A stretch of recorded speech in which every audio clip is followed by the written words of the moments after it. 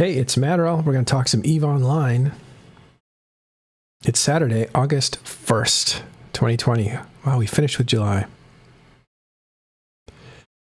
Okay, today we're going to actually meet the winner of the first proving grounds as they have been refigured for mass consumption. And those are essentially gladiator pits of ships. And the very first one was cruisers. So we will meet Cable Uta in just a second. He was the winner of that with over 500 confirmed kills. First, we want to take a quick look at Fountain. There's some activity there. YTAC-U,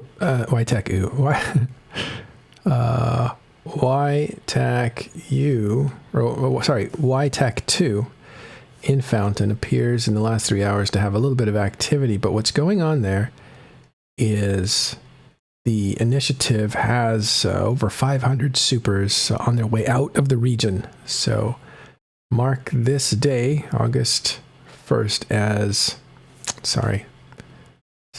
August 1st as the day that Fountain officially fell. The initiative's plans, I do not know, but they appear to be moving into Delve to rendezvous with Goonswarm.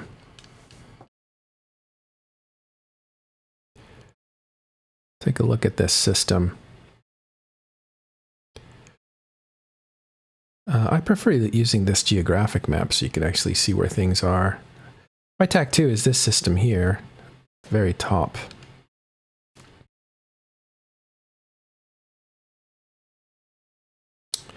Didn't want to touch that. And it leads through this long jump into Delve, into ZXB. So right now, they're getting, I've heard they're getting bubbled, and they're made to, it's called waterboarding. It's when you make it torture for people with big ships by holding them on the field so they can't leave. They have to sit at their computer, and you do that for hours and hours and hours.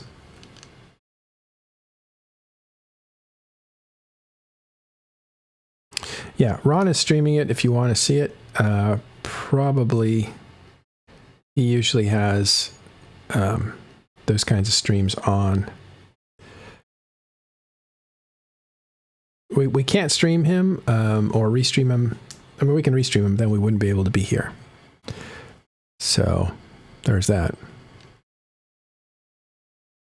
But that's okay. You know, nothing's going to happen. I don't think there's going to be a form up to fight that. When the enemy is retreating, they just let him go, take over the space. I think the powers that have taken over Fountain are really just going to go into cleanup mode, kill about 4 or 5 keep stars, turn over iHubs, build infrastructure, build roads, build fast travel, and start resupplying for siege onto Delve proper. So there'll be a lot more weight coming from the north, a lot closer to Delve. Now the barbarians are at the gates. They're at the northern gates of Delve. Aquarius is still in turmoil, but there's no massive progress there that I know of yet. And period basis is still a wall. It's the wall, holding back Paragon Soul and Stain and Catch. This is all legacy territory and legacy allies that make some incursions into Aquarius and period basis. But the real action is happening right here in the border of Fountain and Delve. ZXB TAC VC is the last system in Delve that before you jump into Fountain. So that's where initiative is dropping back to initially, and we'll see what happens. Oh, let me read some notes here. Yeah.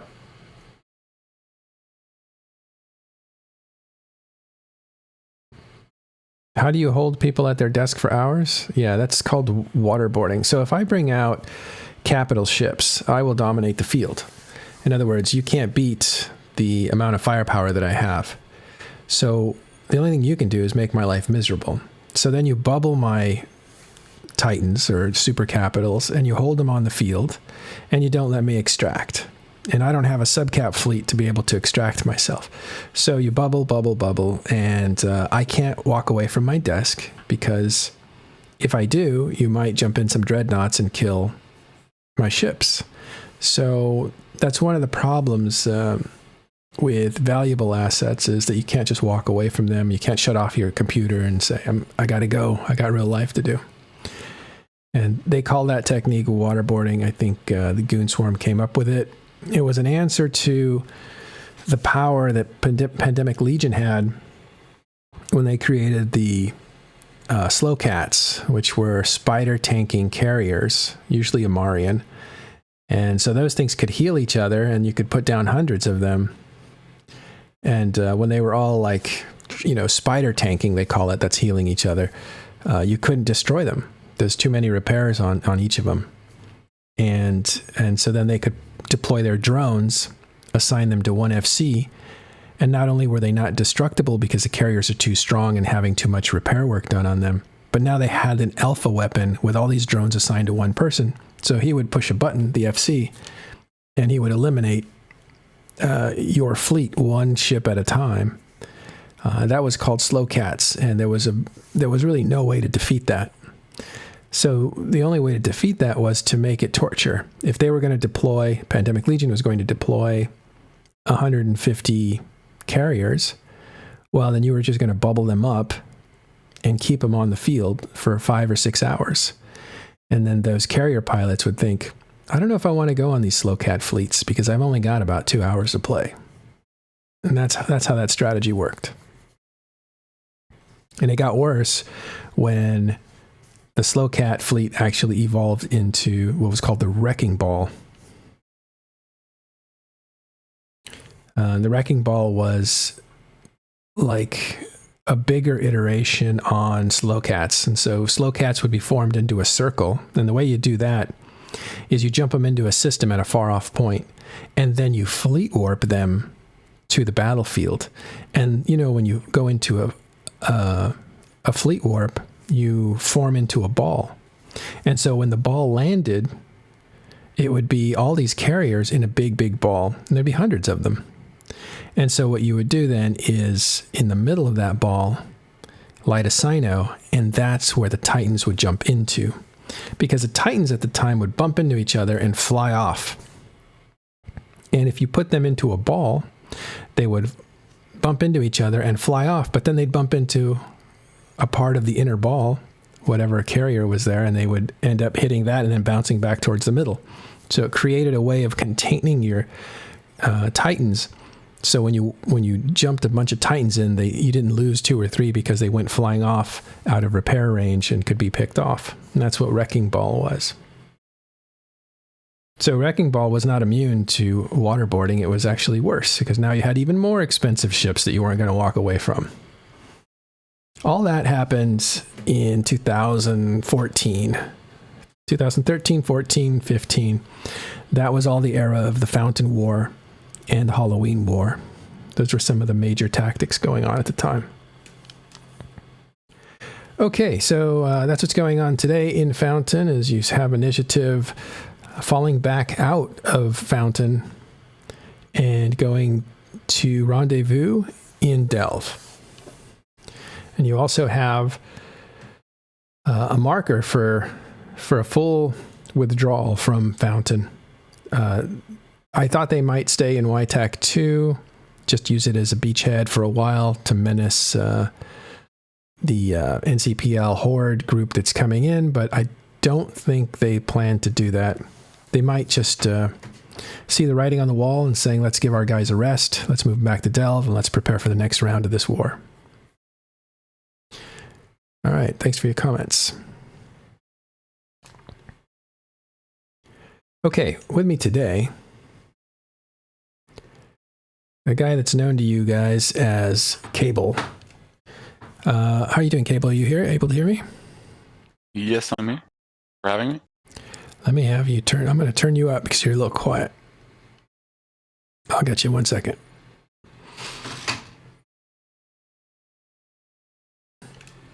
Give it another go. Yes, I'm here. Yeah, Thanks okay. for having me. Yeah, good. All right, man. Like, first of all, for people that are new...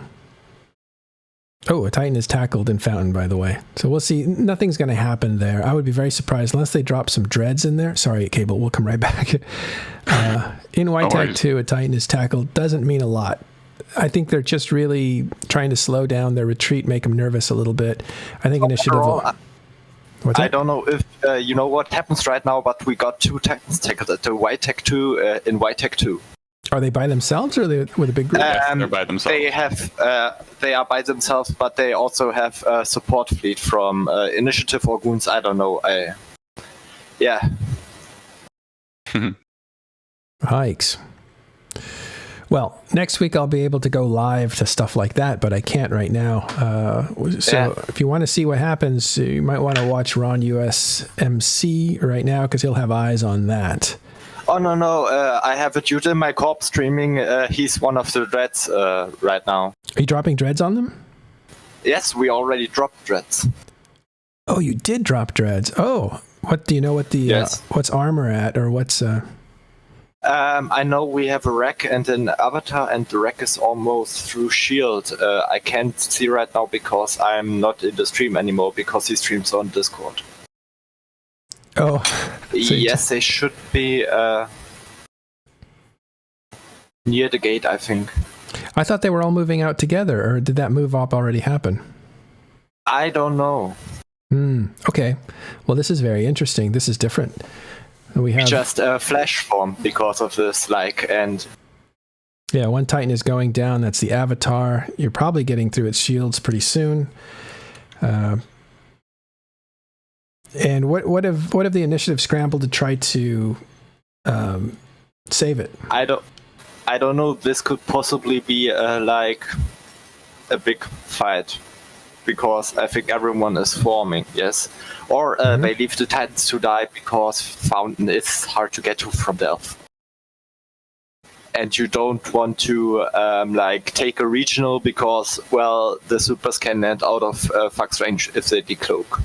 Yeah, the regional gates are a little scarier than normal gates. They're much bigger. Yeah, which is why we won't go into Delve through Fountain. We will go into Delve through Queries because if you take Queries, you can jump into Delve, actually. The Rag is dead. Ragnarok died? Ooh, look at that. Okay, I was wrong. I thought they were all moving together, but these are either stragglers or 2 guys getting through early. Do you know, do we know if initiative has already moved other supers? I don't know. But also because I've seen it on the show 2 days ago, we are pushing through Fountain like nothing. For example, a couple of days ago, we just showed up in a sudden op and just took the IGE IHub uncontested. Wow. Yeah, there's really not any resistance, is there? No, and that's the keeps the IHub that they had their staging, and so that's why they retreated to White Tech 2. Yeah. That was a sudden retreat, not a tactical retreat. They scrambled out, right? Yeah, I remember hearing. Yes. They're basically get out, get out, get out. If yes, 2,000 people in local doesn't scare you, you better. And what was crushing for them that they just I think they had super caps formed and everything, and they just stood down. That has to be crushing moral wise. You mean are you talking about the Altac A fight? I mean the IGE. I see. We just took the IHub uncontested. We had 2 or 3 fleets there. Yeah. Well, the Ragnarok is dead, but it's not showing up on the kill boards yet. So we'll wait to see if we can get a look at that. Thanks, man. Keep us posted. This is turning into an exciting moment. I have the kill mail in game. Oh, you do? Or it's linked in fleet, yes. I don't know if we can use that. Can you send it to me, or can you put it in voice text, or send it to me? I don't know if it's useful. I think you can, there it is. You can get an external link. Got it. Thank you. Here it is. This is from Initiative. It's Vanishing Point. Ooh. 94 billion on paper. Yeah, it says a combat titan. Oh, here's the stuff, yeah.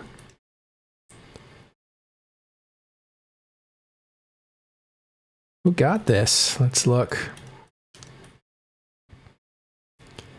Ooh, that's a lot of stuff. Snuff's in there. What? Got snuff. I don't know anything about snuff, I have to say. Well, they put the majority of the damage on this one. Is this the right one? Hold on, let's make sure this is White Tac 2. Yep, White Tac 2, snuff's in there. So you got snuffed, you got NC.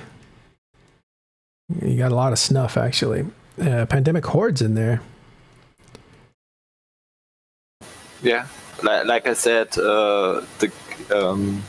that's part of my corp and Toward Vanguard and everyone like OPSEC stuff. So where are you from? Do you say I'm from Pandemic Horde, Capital Fusion. What's your name in game, so we know? LXPH. Oh, it is. Oh, cool, man. Thanks for jumping in here and telling us. What's going on with the Avatar? The Ragnarok's down. Can you give us an update on that? Well, we are soon jumping into the system. Like, we are coming from LBGI at the moment. Oh, okay. And yeah, we have a full Munin fleet. Yeah, this had T2 velocity optimizers, which is silly. That's to make that thing faster. This was I think it could be that he refit because he was caught in bubbles. Could be. Well, there was a time where this was popular, actually. When Shield wasn't used for much, a lot of people would make them fast. That would have been about 3 years ago. So this might be a 3-year-old Titan, because hyperspatials were popular on Shield Titans. At the time, it made them fast, which means they could get to somewhere really quickly. Well, I mean, they are still, like, Ragnarok is still very fucking slippy with an MWD or AB active. They just go ham. What, ham? You mean heavy assault missile? No, they can just go ham and like they can go really fast. We had that same thing in the X-Tech 7 deployment where our FD jumped in his rise to Doomsday an Apostle, and then he was almost caught. But he just was so fast that he outsped the bubbles, or he burned out of the bubbles.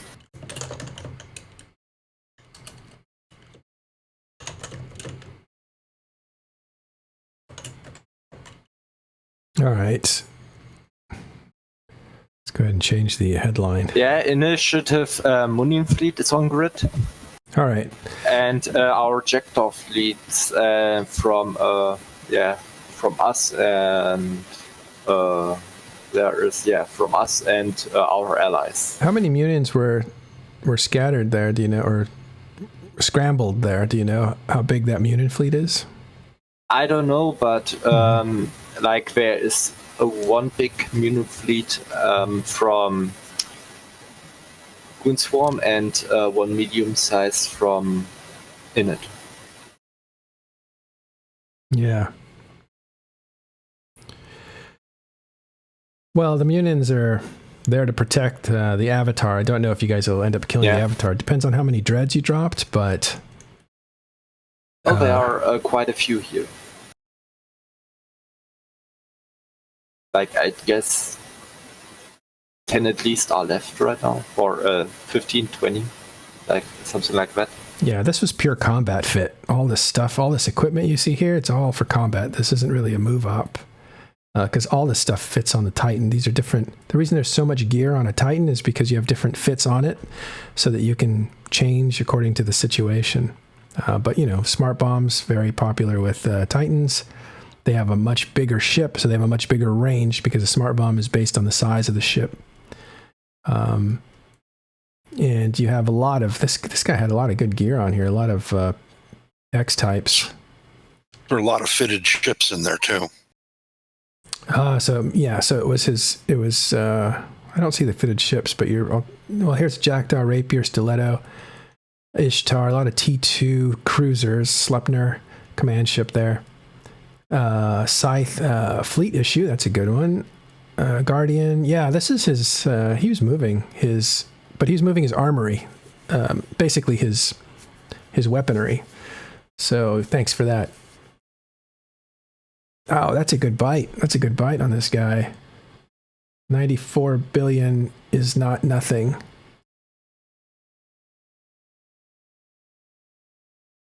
And a lot of that was actually in the cargo. So those ships, those T2 ships. Sorry, misdemeanor. I wonder whose alt that is. Normally you don't have... Titan pilots are usually not known for their names. They're usually alts of other more recognizable names.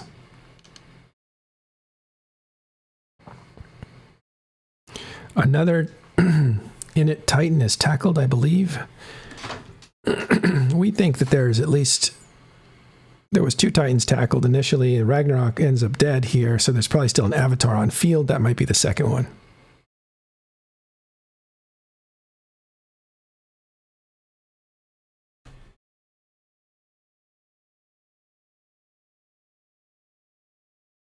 Ooh, it's in 25% armor. Once the Avatar gets past its armor, it's gone. That's what its main defense is. It's tanked with armor.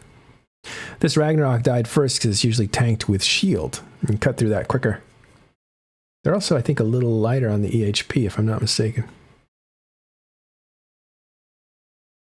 But Avatars are dense. They have pretty thick tanks.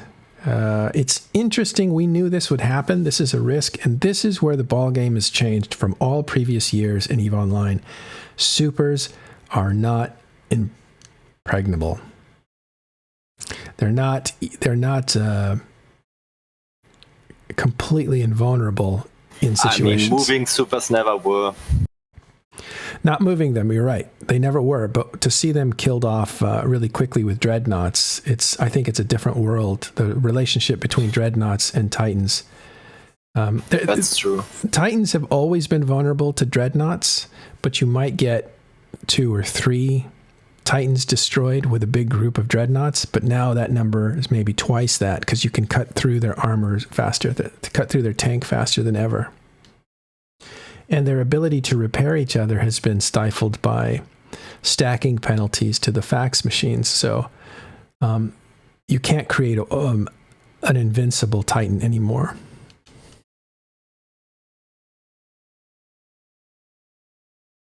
Yeah. Okay. So I'm going to ask you guys that want to see this fight, if you want to turn on Ron USMC's stream and have a look at it there. You can keep our channel open if you want as well. Or if you're not interested in the war, you can stick with us. But I don't want you to miss that excitement. If you want to stick with us, you could do that too. You can have both channels open. These things happen slow, so it won't be like you're missing a lot.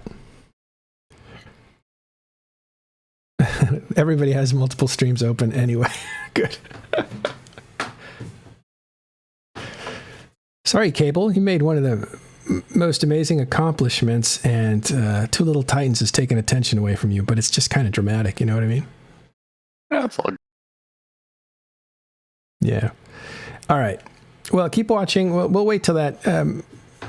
just to get a better audience, we'll wait until that Avatar goes down. It should go down pretty quickly here. Once it goes down, I think that's it.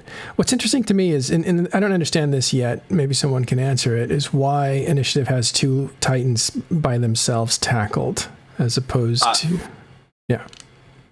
I think it's just somebody doing a move up by themselves. Like, maybe the owner of both Titans, actually. Oh, they warped to the wrong gate, is what we're hearing. And that can happen. Those kind of mistakes can happen. I see. So they're not with the rest of the pack.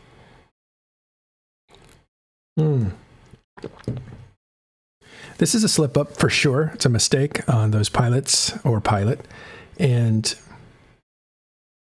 but this is what we're looking for. This is why it's important. We're looking to see how fast Titans can be destroyed, or can they be saved.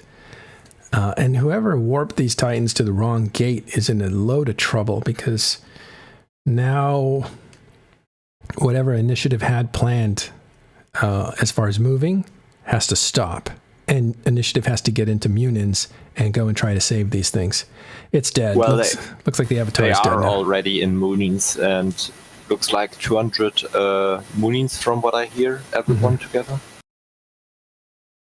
So people are in Munin fleets, but also moving, or are other groups or other ships not moving? It's kind of comment from Pulsar Infinity says, "Poor guy, he's going to need a few blunts today." Let's have that Avatar kill mail if you can get it to me. That'd be awesome. We'll update the YTAC too. That's where these ships are going down. This is taking a while to update. I don't know why. There it is.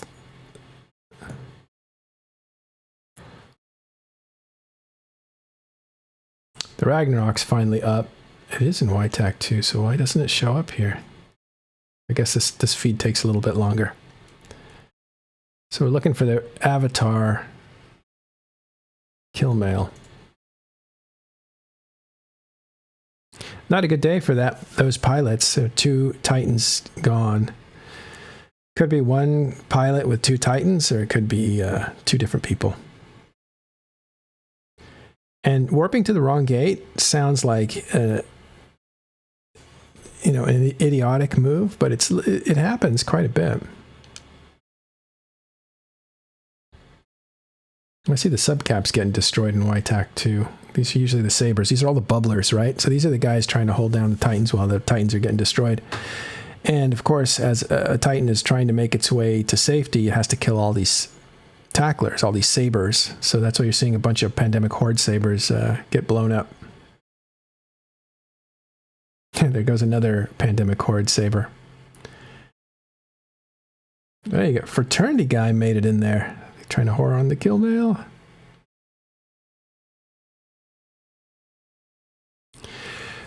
Question from Varag 101.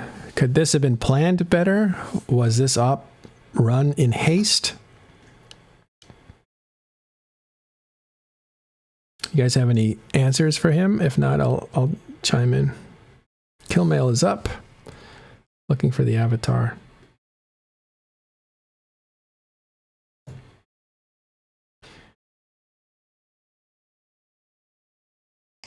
There it is. Thank you, Nick. Appreciate that. Here's the Avatar. We'll put that up in just a second. That didn't work for some reason. So, from what I'm hearing, we aren't saving the dreadnoughts. They're just suicide dreads? From what I hear, we aren't saving the dreadnoughts because they have twice as big of a Munich fleet as we do. But it's still a good trade because we killed 2 Titans for 20 dreadnoughts and 2 Jackdaw fleets. That is a good trade. This guy had more ships. I think it's the same guy. And it's just an assumption because they're both from Vanishing Point. And 2 people making the exact wrong gate. Well, I guess that could happen if you follow somebody else, but more ships in here. You had sabers, you had Macarials. Yeah, this is the guys' 2 main ships plus equipment, plus other T2 ships Total of about 170. Yeah, about 170 billion lost for these guys total. For 40 dreads, which are going to go down. That's a good trade.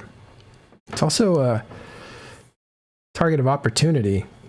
And I think what this does psychologically is for initiative, they have to think like, we really can't slip up. We don't have a lot of room to make mistakes. You saw tests slip up yesterday, but they were able to recover. Different situation. But psychologically, that's comforting, knowing that if something goes wrong, your guys are on top of it and can suppress the situation. In this situation, initiative slipped up and they paid a price for it. And that works on you in a different way. Now you're a little more tense. Now you're a little more aware of what you're doing. And that's a little more tiring over time. This is kind of where the wars are really fought. They're in the minds of the players.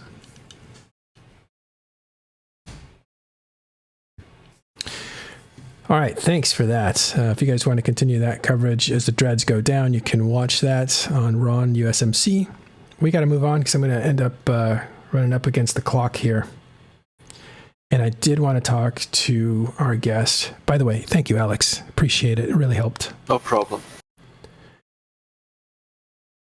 Let's meet, here he is, Cable Uta from Expressed Choreography. That is hilarious. What is that, your own corporation? Cable, you still with me? Did you fall asleep? A little bit. I know. Big stuff is... I am quite literally lying down.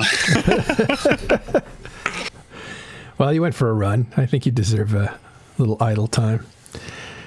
All right. Cable is the, somebody here, Alien calls him the master gladiator of the arenas. That's a pretty nice name.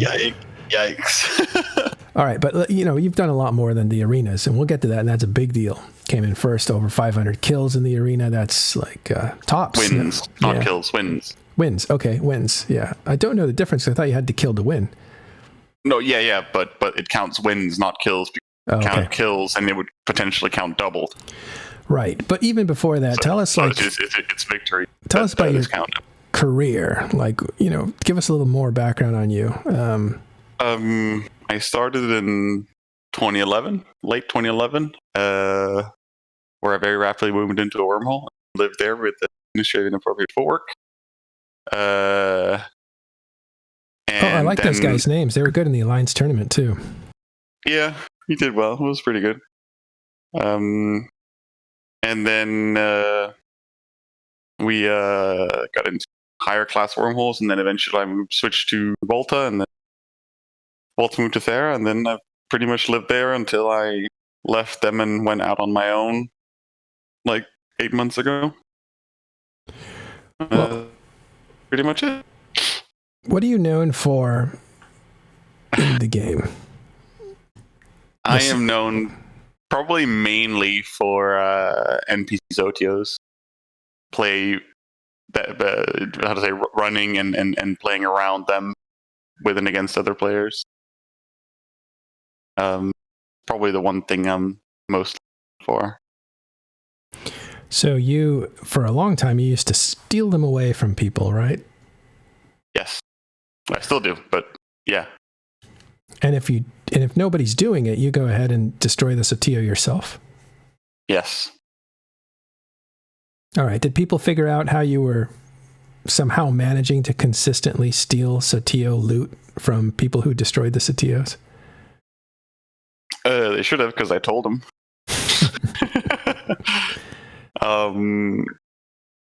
I mean, the actual method of is it was pretty much public, but the mechanics got changed and so on. So, but yeah, that was a interesting time because people were complaining that you were getting all the loot, they were doing all the work, and that got changed. All right, well, let's go to the proving grounds and tell us about the proving grounds. Well, I mean, contrary to popular, I'm actually against the whole thing. Really? I don't I personally don't think that instance PvP in any way or form outside of like Alliance tournament or similar specific events like that. I don't think instance PvP is a good thing for the game, because I think it's a question of putting walls in a sandbox, essentially. And I think it diminishes the rest of the game, the rest of the small game at least. It's like if you were a hunter and you preferred to go out into the wild and hunt down proper prey or something, this would be akin to going to like a theme park that has animals in there that you can hunt, and you know, or a simulator or something like that. Yeah, exactly. Like essentially, it's that principle. The only difference is, instead of the benefit of the simulator or the park or whatever is, you don't have to drive for 5 hours to get into the spot, and you might and there's no chance of you failing to acquire a target. Right, and that's the big deal. Is people who started playing this game in college are now 10 years older and have different responsibilities. Yeah. And one of their chief complaints is, I like the combat in the game, but I can't get to the combat because it takes too much time just to find and acquire targets. Yeah. Not anymore, dude. Hey, Killer B. With the new filaments, they can just jump into the PvP straight away. Yeah, I just don't think it's quite in the, how to say, in the what's that called? It's not really in the sense of the game. You know what I mean? Like, it's not really. It isn't. It's like the monitor. It's completely outside of what Eve is. Really. Yeah, I agree. It's like the monitor, dude. It's like the monitor. Oh, totally. It's huge for FCs, but it's completely bullshit in the game, obviously, right? Because how do you justify it, like an invincible ship, right? Like, it is technically invincible. Yeah. So I don't know. It's just a bit stupid. But at the end of the day, I don't think anyone's gonna like. I think it's fine, honestly. Like, Eve is at a state where anything drawing people into the game and keeping them is worth it, even if it's a bit outside of the box, I guess. Well, I don't mind this film, and I'm a big sandbox boy, right? Like, I hate anything. I hate the monitor, but I still fly it every day because it's so OP, right? But still, I do not mind the filaments at all. I don't think they're bad. So we're talking to Cable because he won the tournament, but he kind of feels like he doesn't like this concept. But what made you compete in it if you didn't like it? The fact that I'm a competitive person and I can't help myself. I mean, if you're competitive, you just want to be on top of a leaderboard, right? You don't really. Pretty much. I don't. You just do that. And it's the same thing with like there was a lot of controversy. There was a lot of controversy. Exactly. Thank you. About how because I flew very, very, very expensive setups, and lost some of them. And a lot of people were complaining very loudly, both on Reddit and forums and in game, about it was unfair because I was just effectively paying to win, because I was willing to commit a very large sum of money into some Tech 1 cruiser that you would normally never ever fly in that capacity. And I think that also part is also the whole me being competitive. I'm not there because I necessarily think it's the most amazing fun in the game. I was more there because I'm there to win. You know what I mean? Right. It was the winning aspect that Plus drove me. You're made of money. Right. I mean, I have enough. All your Abyssal stuff. Not Abyssal, all your Satio robberies have made you a rich man. Yeah, I mean, so you put I can afford it. You essentially put a lot of gold on a go-kart instead of a car or something. Yeah, essentially. the best engines, tuned it by the most expensive work mechanics and whatnot, whatever. Yeah. And I mean, it did lead to some spectacular losses. I mean, we lost a set of caracals that, including our clones, were worth like 35 billion ISK or something. Jeez, which is like plugins. 2 super carriers worth on some T1 cruisers. And Tick and I lost a set of stabbers that was worth like 19 billion collectively or something.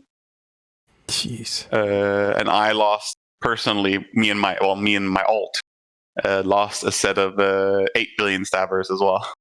Yeah. Yeah. So I'm gonna make it back to the gate. That's the real question. And for those of you just joining us, yes, Init just lost 2 Titans to NCPL Snuff Horde. We'll talk about that in just a minute. We're talking to Cable about his victory in the Gladiator arena, that is the Proving Grounds, where he killed over 500 and what was the number? 540 ships? 540 wins-ish. It was like plus minus, like something like that. Yeah. Yeah, I think it's 541. I'm not sure. Did you feel the advantage pumping that much money into your T1? Oh, totally. It was a very, very, very significant advantage. I mean, the stabbers, like the Caracals, yeah, you still had to like pay attention a little bit, but there were like few comps, like the actual meta of the T1 cruiser event was actually very good because it was very rock paper scissor, and most teams could kind of beat each other, but they were like just a difference in adding, like, say, a couple 100 million to your T1 cruiser in value and worth by getting, say, faction ENEMs or faction gyros or whatever it could be. That in itself had a massive impact on your capability of beating other setups. So when we dumped as much as we did into some T1 cruisers, it meant that most matches was literally we just approach an F1 and then that was it. So we were able to finish matches in a very, very, very rapid rate, which meant that my competitors in regards to the leaderboard had to spend significantly more time because they had to play more matches because they would lose some than I did. So let's say someone spent 12 hours a day to grind matches and they would lose like every 5th match or something like that. I wouldn't lose that match, which meant that I could spend several hours less every single day. And that was also partly why I decided to accept going expensive, even at the risk of losing all the money. Yeah, I'm looking for some of your ships that were destroyed here. What were you normally flying? The Caracal, you said? Caracals and Stabbers were the shiny ones, like super shiny ones. Okay, and so here's the Caracals. Yeah. Well, it looks like you died in all kinds of more or less normally priced ones. It's 149. Oh yeah, I did fly some normal T2 ones as well for a little while because I was my partner at the time was on break, so I just flew flying around in normal stuff. Okay, so how does the tournament work? First of all, how does it feel to be in the tournament? Well, it's not necessarily a tournament. It's more of a how to say, the arena. Yeah, it's an arena, and I mean, it's not like a competition in the same way, but it is the how to say the core of what's it called, tournament combat, because it is, within an arena there are limitations. Like you're limited on space like you are in a normal tournament in the AT and so on, but other than that, it's more or less just boiled down focused PvP in a 2v2 setup. Mm-hmm. And then we have the new event that started here the Destroyers. Yesterday. Yeah, which is a 5-man free-for-all Destroyers event, which is a completely different thing. And a lot of people, at least that I speak to, are very much in a state of disliking it because it's so random who wins, because it's no longer in your control as a player whether you win or not. It's a matter of not getting targeted, right? Exactly. Like if you're bad, if you're unlucky, or you're the number one guy like me, yeah.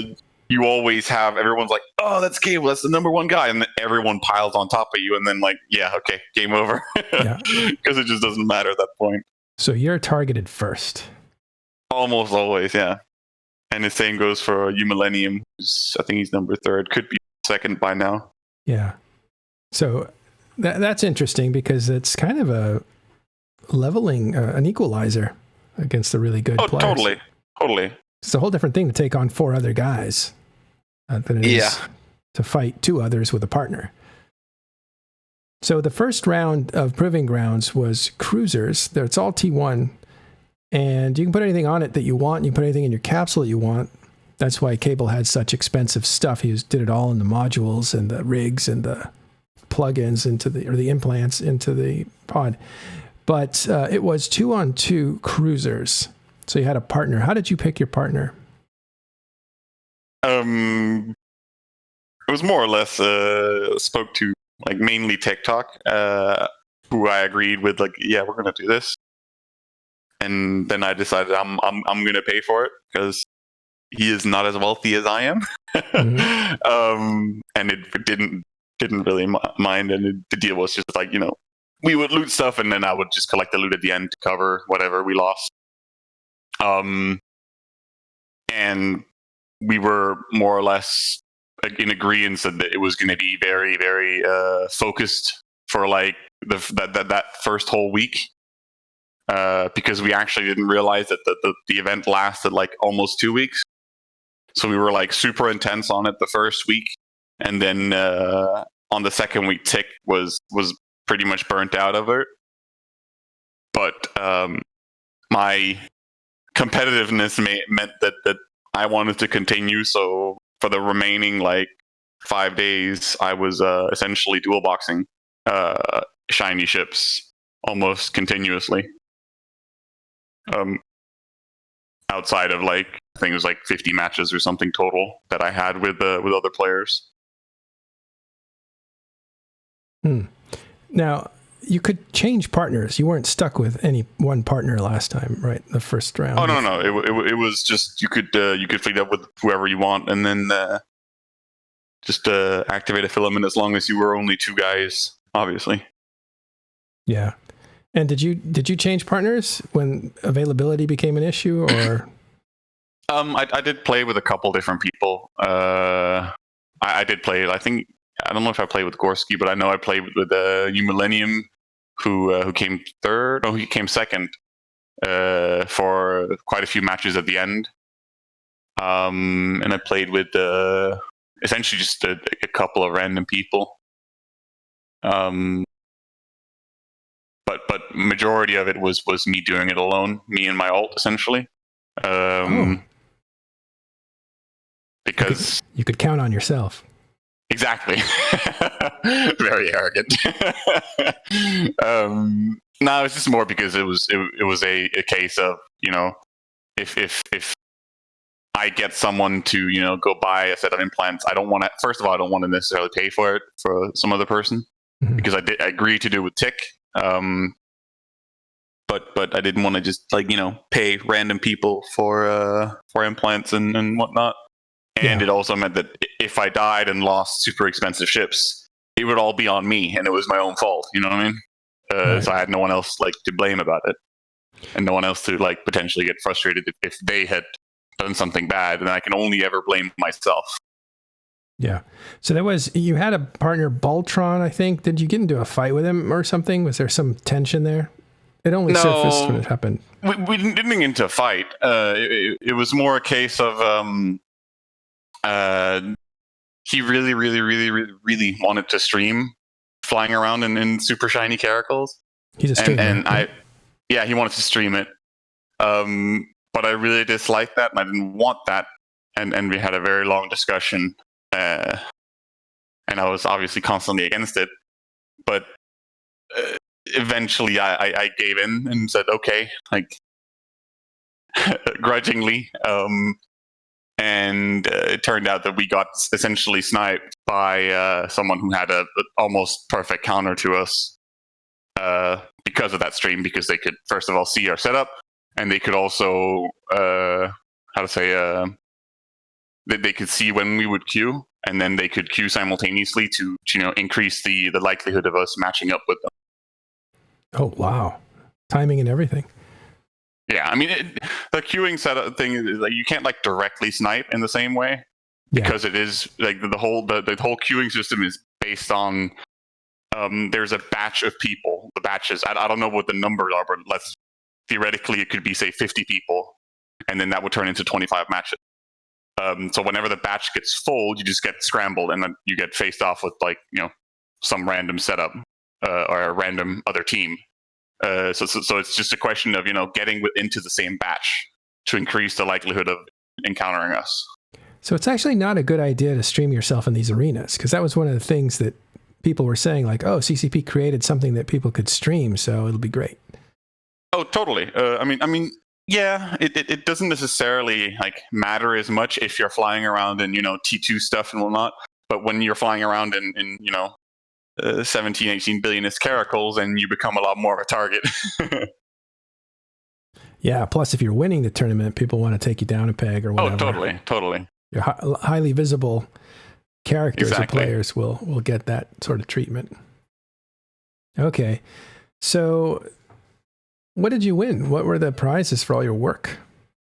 The same as all the other 100, or all the other in top 100, which was like everyone got like 500,000 SP. I think it's 200 million S or something, and some skins that are unique to the 100 people that no one else can have in the game. I know that CCP are looking into making actual prizes in all the events, in the individual events, for the top 3 as well. Mm-hmm. And they will be grandfathers, so we will get a specific prize for the 2v2 as well, if it gets implemented. But the prize necessarily for me is more the overall score, which is so there are going to be a total of 9 events in this quadrant. Like this, essentially, where the Destroyer one we have right now is the second one. Mm-hmm. And at the end of it, CCP will make a tally, essentially, and bundle up all the wins, losses, and draws from every single player, and essentially whoever has the most wins, the top 10 will get specific prizes. Like there will be a set of prizes for top 10, and there will be a set of prizes for top 5, and there will be a set of top prizes for top 3. And then, of course, the number 1 person will have I think the person is going to participate in a scope, a video or something like that. Oh, wow. Okay. Well, we're listening here to Cable, but I'm reading chat as well, and it looks like Mr. Hyde got 200 to 500 watchers or viewers last night doing this free-for-all 5-on-5 destroyers. That's the latest match. Now, are you leading the pack again? Yes, I am currently leading. I don't know how it looks right now, but I had a 13-win lead when I stopped earlier. And then you stopped for this this interview, and now people are passing you up. You better get out. Oh no! I'm still 11 ahead. Oh, good. All right. You intend to take it all the way? As I mentioned earlier, it's far more. What's it called? It's far harder to acquire wins in a like. It's not like with the 2v2s, we could much more consistently farm wins, simply because we knew that we were going to face people who were flying T2 ships, so we have a simple fitting advantage, and therefore also firepower and tank and so on advantage over everyone. So we could consistently win. Obviously, else it would never have been worth it. Flying very expensive. But you can't quite do the same thing with the Destroyer thing, because again, when you reach the leaderboard, it sort of comes up that, he's the top guy, so everyone pile on him, and then you get slowed down very rapidly. Yeah. All right. Well, we'll have to see if you take the top spot again. Hey, Killer B. Stick around for 1 second, Killer B. But congratulations on winning the first... it's not tournament, but you were in first place in the leaderboards of the top 100 pilots that fought 2 cruisers versus 2 cruisers with over 540 wins, which I guess roughly translates to kills. And about double the kills, because it would be 2 kills for every 2 kills win. per win, right? Yeah. Of course, I see, and that's why they call it wins, because now it's going to be 4 kills per win. Well, assuming you whore on, assuming you aggress on every single person that exactly, they could kill each other in the arena, and you could just kill the last guy. But yeah, so one last thing: is it a lot of fun? It's different. I wouldn't necessarily say I think it's the most fun in the game that I've ever had or anything. Mhm. But again, as earlier mentioned, it is mostly driven by a competitiveness of myself. Yeah. Do you think it'll bring in? This is the last question. But do you think it'll bring in new pilots into combat and make them a little more combat friendly? Get I over think some of that fear. I don't necessarily know. Partially, I think that new players will fear it because they will be very confused about what the hell is going on. And then things do happen very fast in that scenario. While in other, I mean, I don't know, but yes and no. Partially because it's easy for a new bro to get into a 2 millionist destroyer and then fly in and try killing someone, Yeah. Which is great because it means that that they actually get to have instant action and try PvP in the game without having to spend several hours trying to find some content and then just getting dropped on by 30 dudes in capitals or something like that. But I also think it is more skill intensive, which means that they will most likely not have as much success, which could lead to them being frustrated. Right. Well, we'll see how it works. All right, real quick, I have to wrap up.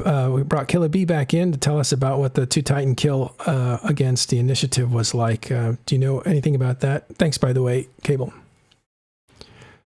Yeah, I'm there right now. I dropped Dread with the dudes. That was pretty straightforward. Well, it was the init move up out of Fountain, as we predicted, I think yesterday or whatever. Init formed up huge today at 1600 and started moving all their stuff into Fountain.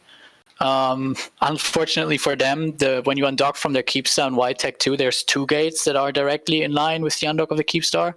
So there was both the ZXB gate, the one that they want to take, and then the LGBI or LBGI gate, which is the one they didn't want to take. And 2 of their Titans, which turns out to be the same pilot, he warped to the wrong gate. So he warped to the LBGI gate instead of the ZXB gate. And Headline and Dancool from PL, they caught them. They bubbled them initially.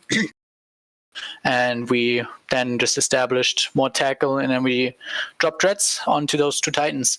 Whitetech 2 was Sino-jammed, so we weren't able of dropping the Dreads directly on top of the Titans, so we dropped them on the other side of the gate and then took the gate with the Dreads. And then we started shooting them. So that's what happened here, basically. Wild. Pretty straight. There's still going on. There's a lot of tie-dye, obviously, so it's just... Yeah. I'm actually primaried right now. You're primaried? How long... Killer B, how long did it take for the 2 Titans to die? Could there have been any way they could have prevented this or saved them? Facts, but there was no way they were going to get facts here because the system is sino-jammed and we had drag bubbles up towards the Keepstar, so they weren't going to get any facts on grids, and the Titans died within not even half a siege cycle, so basically in less than 2.5 minutes, probably 2 minutes. That's what it took to kill both Titans with 30 dreads, so there was no real way they were going to save them anyways. How many dreads that you deployed have been exfiltrated and escaped? None so far. I don't think any are gonna get out either. Maybe a couple.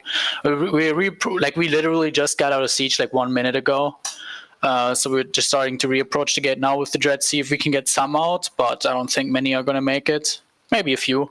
Mm-hmm. But right now we're just all reapproaching the gate, and I'm being primary right now, so I'm definitely not gonna make it out. You're going down. Well, while you're going down, we have 2 last questions. One is, what was going on here? Was there a move up? That there was a lot of Titans that went through the correct gate? I said that, right? Like I said, in it, we're moving out of the Fountain with their all their fleet. All right. So, and last one, we finally see what Dreads can do to Titans and how fast they can kill them. It's going to be interesting. No, not really. We saw that before when the Dread Bomb guys got Dread Bombed in low sec. We will see what Titans are capable of doing when there's an actual large-scale Dread Bomb on a large-scale Super and Titan fleet. Dread bombs like these have always succeeded, or at least now in the age of recon sinos and everything, because it's not really a very good. You can't really use this fight or use this dread bomb as an example of how effective dreads are, because we dropped 30 dreads on 2 unprotected Titans, It's a lot different than dropping 400 dreads on 200 setup Titans, right? So we know that DPS is insane, right? Like we knew that from Python, but this is not really a good test to see how effective large dread bombs are in large supercap fleets now. Not yet, anyways. We'll figure that out though during this war. I'm very positive. Got it. Is there any last comments on this? Anything interesting? I can't find wrong. Yeah, it depends. I think it was a pretty straightforward thing. You know, Titans warped to the wrong gate, got bubbled, got killed. Same guy. That makes sense. Not that much happening. And its move up numbers were pretty impressive. They had like 268 Titans completely, like in total. So yeah, nice move up numbers from Init. Hopefully we'll see those numbers in Delve. Thanks, Kilby. That's now putting the entire Imperium into Delve, by the way. Delve and period basis, and so curious. It's going to be interesting. So the fall of Fountain is complete, and 2 Titans got killed on the way out. Congratulations, I guess, for you guys, and we'll see more combat in the future. Thanks, Killaby, for coming around. We have to take off, so we're going to raid over to Push to Talk on Imperium News. Stay tuned for more talk.